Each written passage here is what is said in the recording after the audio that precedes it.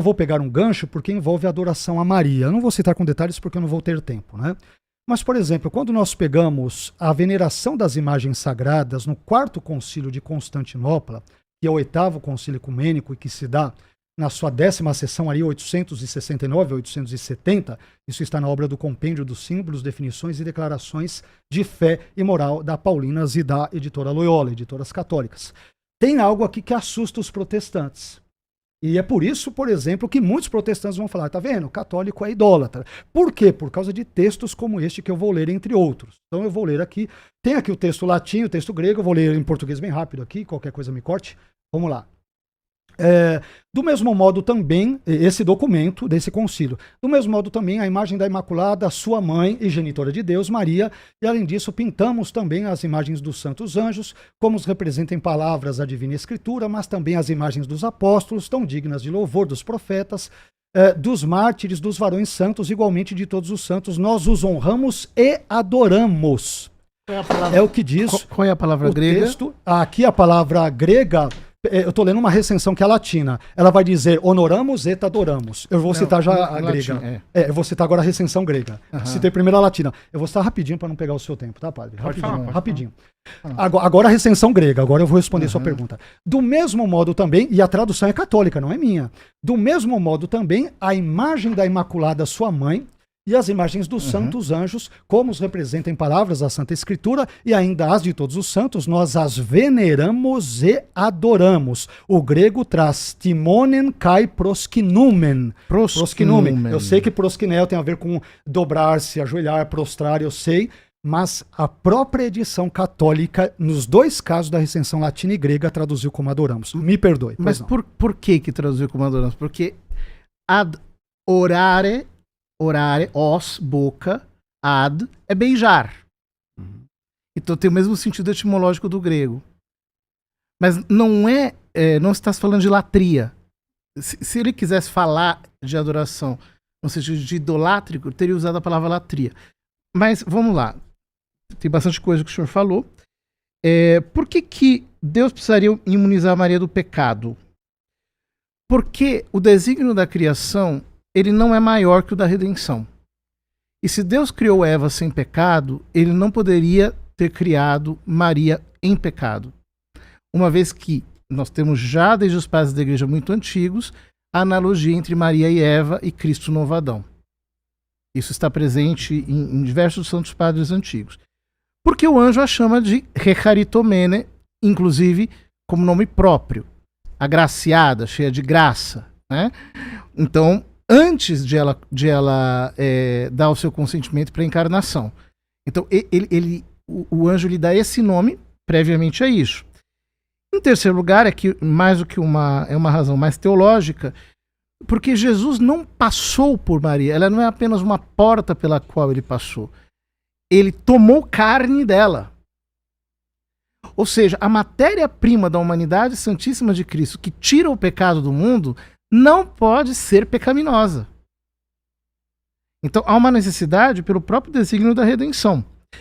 Claro que padres da igreja como Orígenes não é padre da igreja, é um escritor eclesiástico, porque, enfim, caiu em heresia e tem outros problemas, mas os padres da igreja, algumas vezes sim, São Bernardo, etc., eles têm dificuldade em lidar com a ideia da Imaculada Conceição porque ela parece relativizar a redenção universal de Cristo. E ela mesma diz no Magnífica, a minha alma magnifica o Senhor, meu espírito exulta em Deus, meu Salvador. Ou seja, Cristo a salvou também. O problema é um modo de salvar. A Imaculada Conceição não é uma espécie de exceção na universalidade salvífica de Cristo. Cristo a salvou por antecipação. Do mesmo jeito, eu posso salvar alguém que foi jogado num rio, eu posso lá mergulhar e tirar a pessoa do rio, ou eu posso salvar preservando a pessoa de cair no rio. Foi o caso dela, e isso por causa da relação única que só ela tem com ele, que é essa relação de lhe ter dado a humanidade santíssima. Por isso que, por exemplo, tem textos de São João Crisóstomo falando coisas parecidas, tem textos aqui, como o senhor diz, de Orígenes, que ela pecou. Mas essa verdade de fé não se entendia de maneira clara e distinta ainda, justamente porque não havia um instrumental teológico adequado para isso. Digo mais, um dos maiores teólogos da Igreja Católica, que é São Tomás de Aquino, ele não aceitava a Imaculada Conceição. Uhum. Porque ele a entendia como se fosse uma exceção à universalidade salvífica de Cristo. Foi depois que, por exemplo, o senhor citou São Bernardo, que fala do antes e do depois. Foi depois que São Bernardo, aliás, foi depois de São Bernardo e de São Tomás, que ficou claro que não precisa de um antes ou de um depois, né? Ou seja, alguém pode dizer, se ele a salvou antes, ela não foi salva. Se ele a salvou depois, então ela não é imaculada. Até que nós chegamos à ideia de... ele não salvou nem antes nem depois, foi no ato da concepção. E o Alfonso Murrado, eu reputo as mesmas causas do Raymond Brown para tratá-lo aqui. Por fim, prosquinel. Olha, nós temos eu antes de vir, eu fiz prevendo que poderia surgir, fiz uma pesquisa de textos bíblicos em que aparece prosquinel.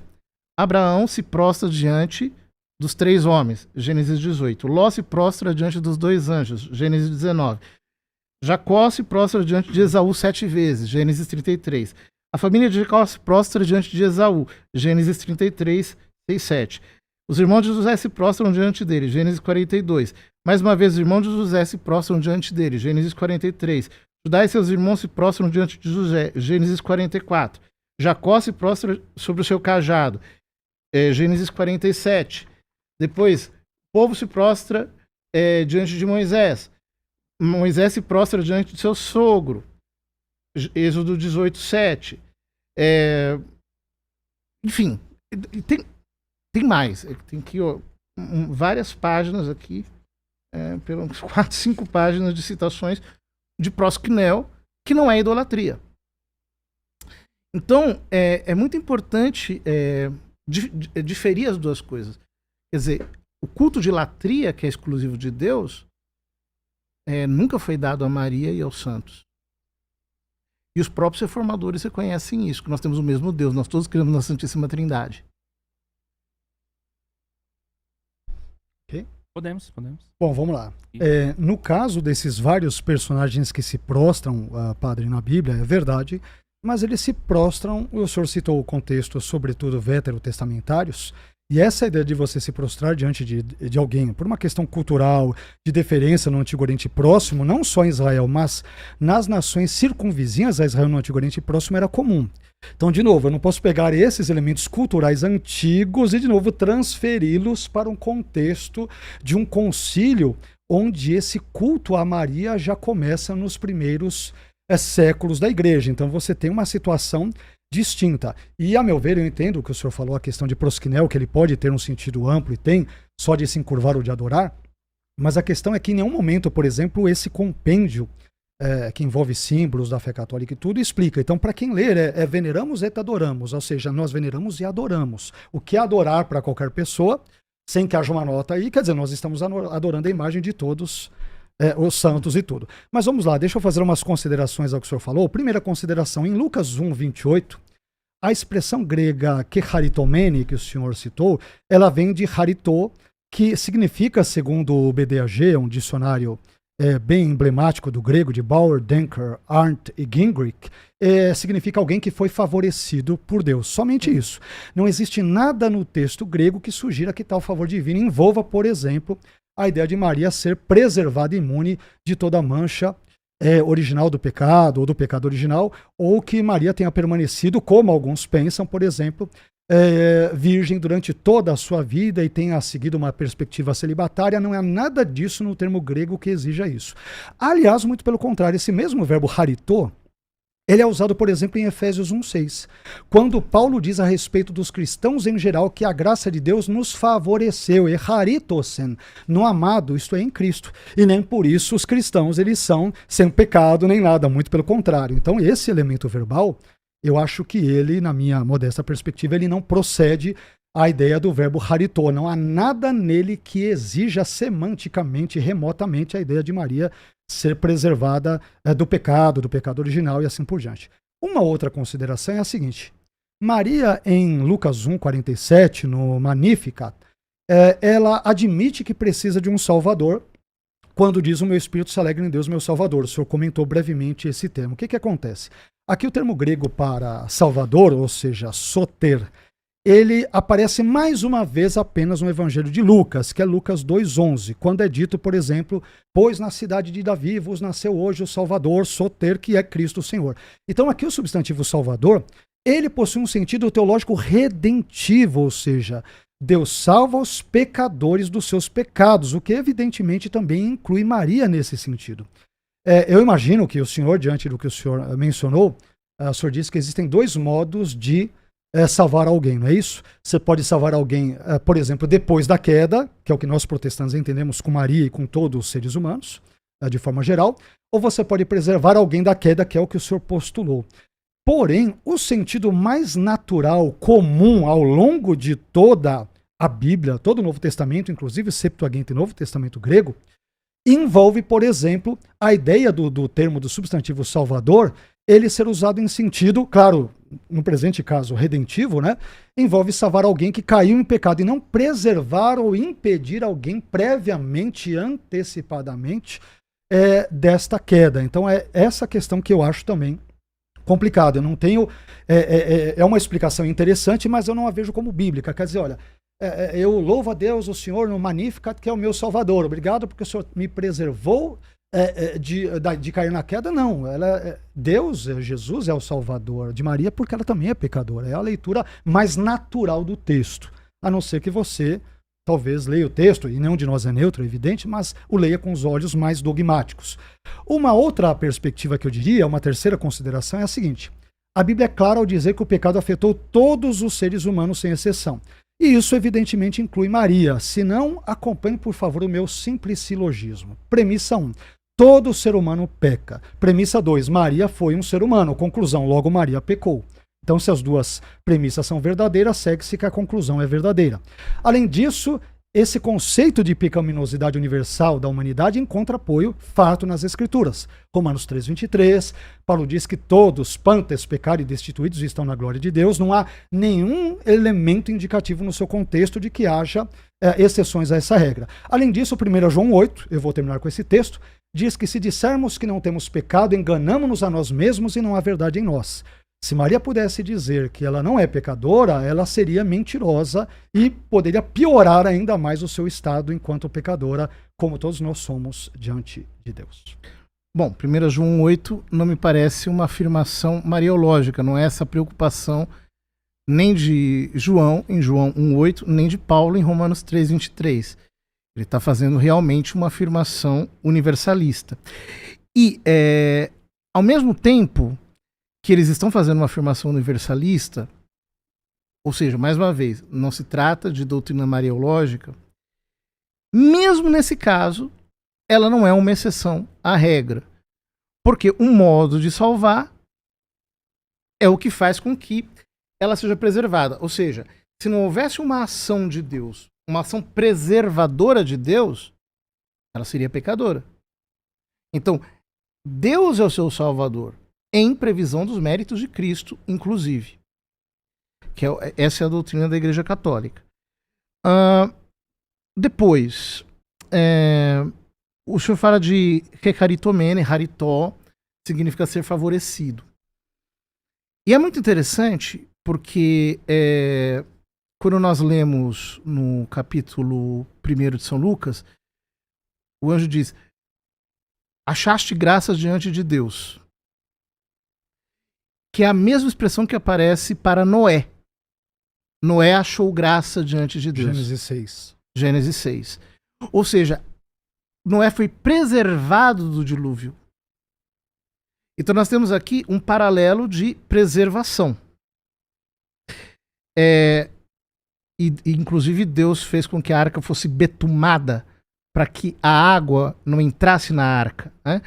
E aqui, mais uma vez, nós temos uma imagem dessa preservação da inundação do pecado. Sobre a virgindade perpétua, eu precisaria conferir melhor essa questão do Concílio de Latrão em 649. Agora, realmente, eu não me lembro se foi ali. Mas a virgindade perpétua também é uma verdade que foi crida pela Igreja desde tempos imemoriais. A contestação à virgindade de Maria é que é recente. São os reformadores, eu acho que nem Lutero e Calvino, os dois acreditavam na virgindade perpétua. Foram alguns reformadores mais próximos de nós que colocaram em dúvida a virgindade perpétua de Maria. Por quê? Né? Porque você veja, quando o anjo lhe diz que Maria, achaste graça diante de Deus, eis que conceberás e darás à luz um filho, porás o nome de Jesus, etc. Ela diz, como assim? Eu não conheço homem algum. E aí, só que, veja bem, logo no versículo 26 diz, quando Isabel estava no 6º mês, o anjo Gabriel foi enviado por Deus a uma cidade da Galileia chamada Nazaré, a uma virgem prometida em casamento a um homem de nome José, da casa de Davi. Como é que ela diz aqui, não conheço homem algum? É uma incoerência interna do texto. Ou seja, isso deflagra, isso demonstra a não intenção marital, do ponto de vista de consumação carnal. Ora, sempre ao longo da história da Igreja, a virgindade perpétua de Maria foi inclusive defendida contra os... O senhor sabe, o senhor é especialista em estudos judaicos, o senhor sabe das calúnias que os judeus na época lá do Talmud fizeram contra o Nosso Senhor, fizeram que ela tinha sido violentada por não sei quem, por um romano, tal, que Jesus era bastardo, né? Exato. Essas coisas que eles falavam. Exato. Então, veja, justamente para defender, inclusive, a concepção virginal de Cristo, desde muito cedo a Igreja professou a sua fé na virgindade perpétua de Maria. E todos os textos que parecem relativizar isso não provam o contrário. Ou seja, a contestação da virgindade perpétua é que precisaria ser provada. E, francamente, não me parece haver prova alguma que prove efetivamente que ela não tenha sido virgem, ou que ela tenha tido outros filhos além de Jesus. O que seria também muito ilógico, né? Você tem Jesus como filho. Jesus passou por você virgem, consagrou ali a sua virgindade. Ah, mas eu não estou muito satisfeita com Jesus, eu quero ter um outro filho. Né? Não tem muito sentido, inclusive humano, nisso aqui. Ok.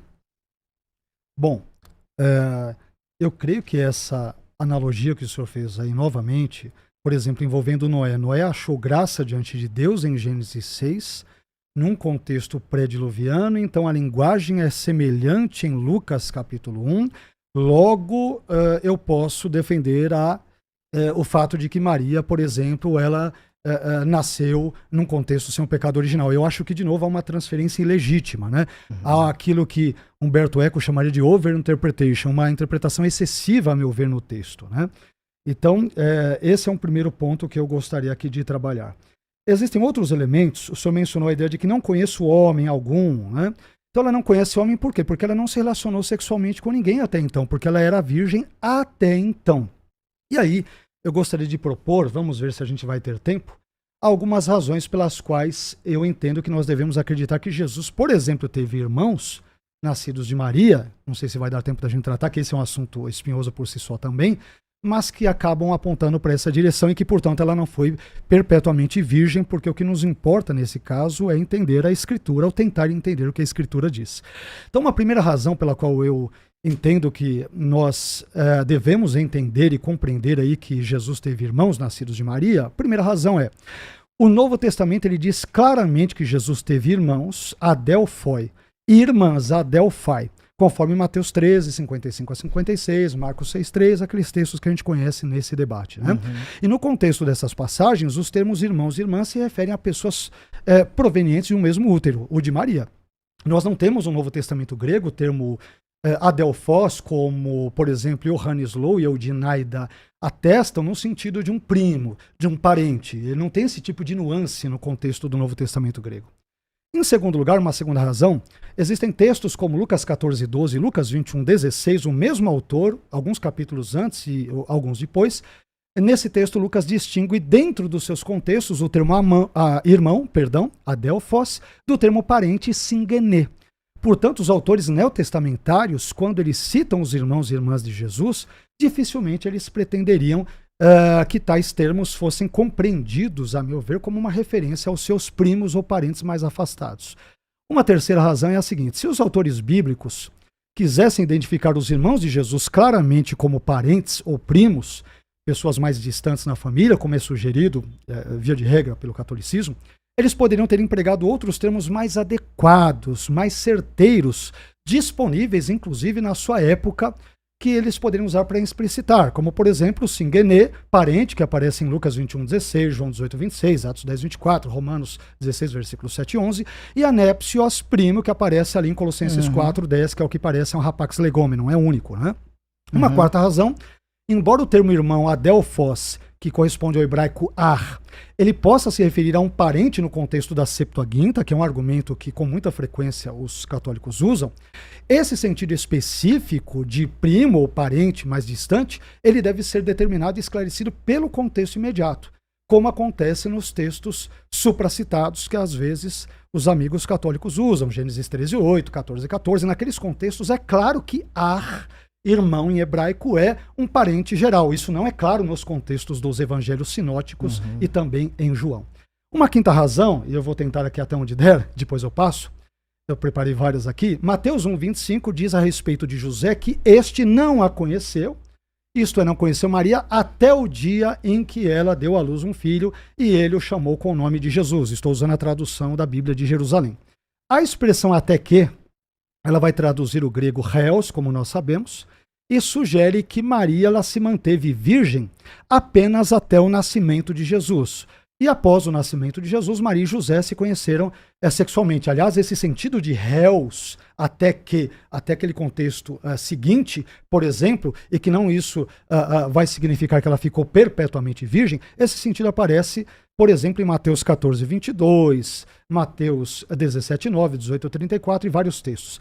A propósito, o léxico grego-português, baseado em domínios semânticos de Johannes Low e Eudinaida, na página 574, diz que a preposição temporal réus em Mateus 1:25 significa, abre aspas, a extensão de tempo contínuo até se chegar a determinado tempo, até que há por fim e assim sucessivamente.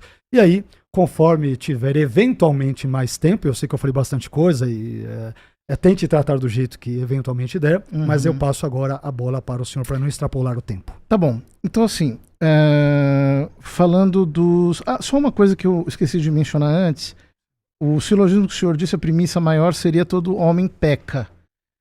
Essa premissa, ela não se aplica à humanidade santíssima de Cristo. Ele é verdadeiro Deus e verdadeiro homem. Mas aí eu diria, então todo Deus homem peca. Jesus, ele é diferente, ele não é só homem. Então, ele é Deus homem, o silogismo não se aplica a ele. Então eu posso dizer que Maria é diferente porque as relações que ela tem com a humanidade santíssima dele são únicas. Ou seja, vale a mesma excepcionalidade. Nenhum ser humano tem as mesmas relações que ela tem com ele. Sobre os irmãos de Jesus, primeiro o aspecto semântico, né? O senhor disse que no contexto dos 70, o senhor reconhece que a Delphoi também pode abranger primos ou parentes próximos, mas que isso sempre requer uma explicação prévia, como no contexto imediato, como no caso de Gênesis, etc.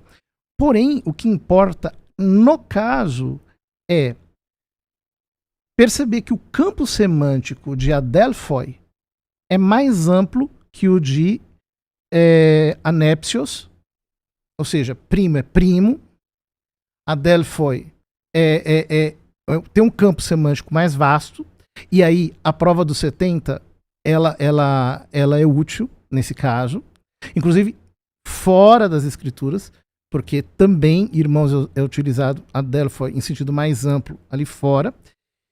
E indo para até que, de Mateus 1,25,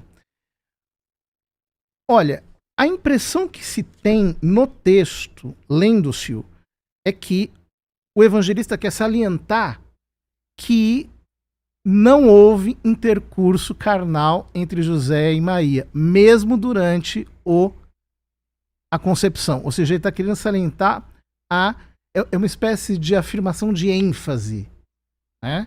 Ele quer salientar o fato de que Jesus não foi concebido por José. Então ele não teve, né? Aliás, porque é o que o texto ali lido no contexto ali imediato, né? Quer significar. Rapidinho aqui, Mateus 1,25. Ao despertar do sono, José fez o que o anjo do Senhor lhe havia ordenado e acolheu sua mulher. O que é acolher a sua mulher na Bíblia? Quer dizer, acolher dentro da tenda. E não conviveu com ela, ou não, até enquanto não deu à luz o filho. Até que deu à luz o filho, qual pôs o nome de Jesus. Então parece muito mais uma afirmação de ênfase em relação ao parto virginal de Jesus. E quanto ao parto virginal de Jesus, nós dois estamos de acordo. Correto. Né? Sobre o que o senhor falava dos irmãos, né? Eu não... Veja bem, mais uma vez, a virgindade perpétua de Maria não foi questionada dentro da igreja antes de, muito recentemente, os reformadores fazerem isso. Ora, não é possível que esta sim, uma afirmação tardia e que vem em desacordo com toda a compreensão anterior acerca da virgindade perpétua dela, ela se imponha como, digamos assim, cláusula hermenêutica. Justamente porque se no que diz respeito à Imaculada Conceição, as categorias ainda não eram claras, né, e elas precisavam se desenvolver teologicamente para que se compreendesse em que sentido Maria poderia ser chamada de Santíssima, em que sentido ela poderia ser chamada de toda santa, toda pura, etc. A virgindade perpétua não. A virgindade perpétua sempre foi assegurada.